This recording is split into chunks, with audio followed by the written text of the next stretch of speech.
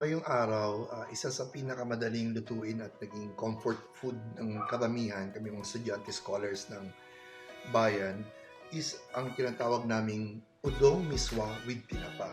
So, uumpisahan natin, pinainit ko ng mantika and we'll now uh, fry our aromatics.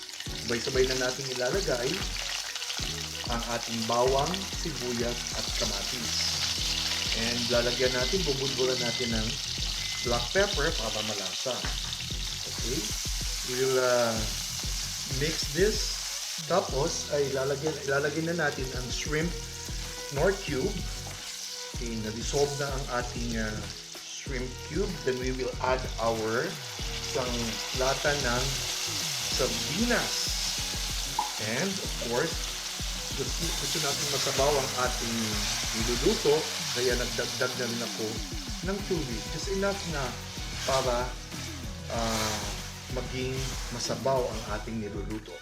Hayaan natin itong kumulo and we will be back. Ayan, kumukulo na.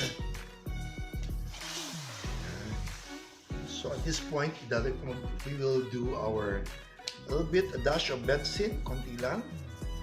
And then, lalagyan natin a little bit of sesame oil para bumango. Okay? And this is the time na ihuhulog na natin ang ating miswa at udong. Okay? Ayan. Hayaan lang natin itong humalo, no, sa ating ginagawang soup. No? Udong miswa with tinapa. Okay?